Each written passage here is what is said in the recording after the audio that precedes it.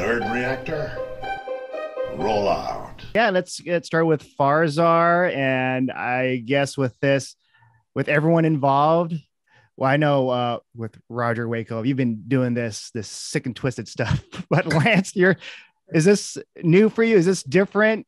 Joining in on this craziness?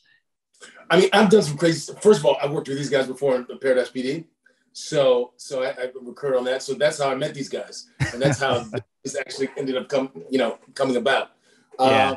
But in terms of comedy, scattered throughout the last 10 years, I've done my share of kind of crazy stuff. But it's always been, little thing. Well, except for corporate. I did 3 seasons of that. That was a different kind of crazy, a very different kind of crazy from this, but it was crazy. Yeah. No, yeah. And with this setting, it's in space because Roger Waco, you did the other shows like national park setting and then the police setting. So what's the challenge with this one? It actually was so much easier to write this show and come up with stories for this show because it was just like the cuffs were off. And, a lot of times we'd have ideas for Paradise PD or Brickleberry. We're like, well, we'd always try to keep it a little ground and like, maybe not. But with this, anything we thought of was a possibility that could turn to a story or an episode because it was just a joy to write, really. Mm-hmm.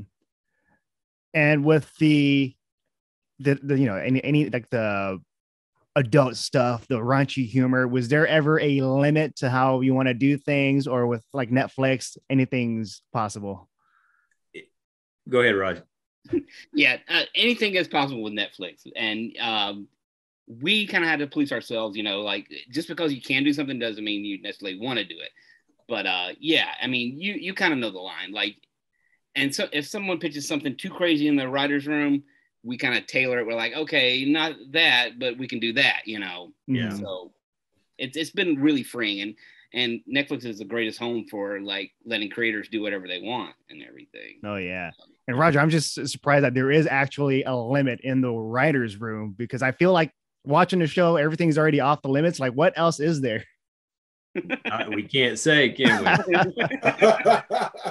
And, you would be surprised how many times we're having to pull these maniacs back from the ledge. It's like I know people think we're insane, but we have to be the adults a lot of the time in the room. Like, yeah, you guys are out of your minds. We can't do that. And Lance, I guess when you're reading these parts, is there like a line that was like too much? Like, wow, I have to say this. It's funny. I expected that to come up. Where I was going like, man, what am I going to say? How am I going to say, like, guys, I don't want to say this shit. But then I hope it's okay that I just said it. But it never happened. Yeah. Yeah, because there were times when I was like, wow, will Netflix let us say this? But it wasn't like I don't want to say that. Yeah. Oh yeah.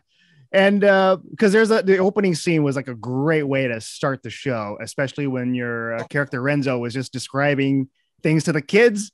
And I was shocked. So like doing that, saying the line where you're like, yeah, I got this role. I'm going to be just out there and just this like megalomaniac. Well, the good news is for me is that I'd already had a little practice being a megalomaniac when I did corporate for 3 seasons. Yeah. So that guy is very high on the psychopath list, Yeah. So I already played somebody who wanted to be the king of the world. So this time I got to play that somebody who is king of the world. And so, yeah. And with the characters here, they're all really different. You have the robot who's still trying to be human, and then you have the twins. What was like the ideas for trying to create different characters in space, like just enough to just round out this whole dysfunctional team or family? Yeah, it's like it takes a long time to figure out who fits and who do you want in this group. Like you say, a very rounded out group of people. And then, when we got done with the humans, then we had to figure out Bazarek's crew. So that was another challenge. But yeah, we had a dry erase board. We would just draw different, like I remember the first time Billy came, just all these weird parts, and Val and Mal with the 2 heads. But you kind of know when you hit something that feels like it's going to work, you kind of know, okay. And then the challenge is then what they sound like. What does Billy sound like? And that was a whole nother, we went through so many options for what Billy could sound like. But I think in the end, Dana nailed that definitely. Oh yeah. And with the show, it takes place. Yeah, go ahead. Billy too.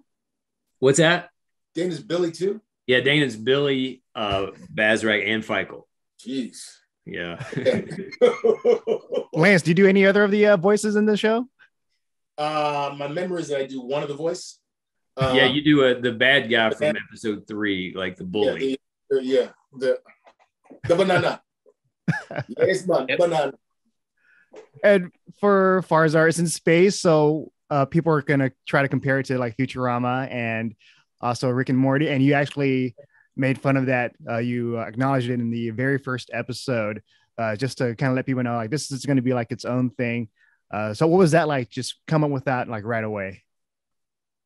Go ahead, Ryan.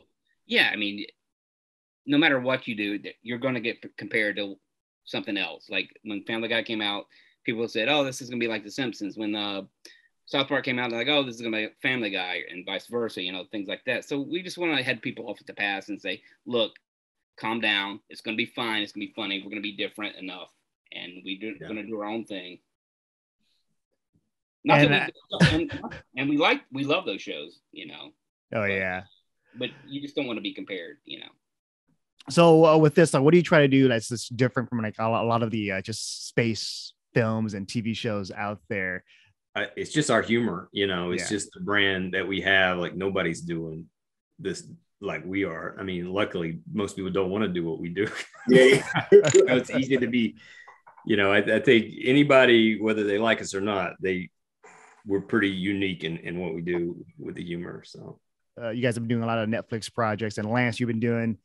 There's a recent one, Resident Evil, coming out. So what is that like? Just being in the Netflix family, and just in terms of does it feel like there's like a lot of freedom working on certain studios compared to others? I mean, I've been spoiled. The only time I felt that I was in a place where there was a lot of restriction in terms of creativity was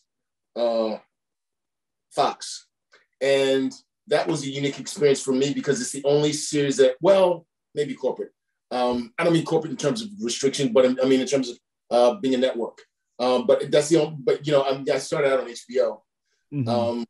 And then after Fringe, it was Amazon for Bosch, and now this. And even though technically Comedy Central is a network, it's still cable.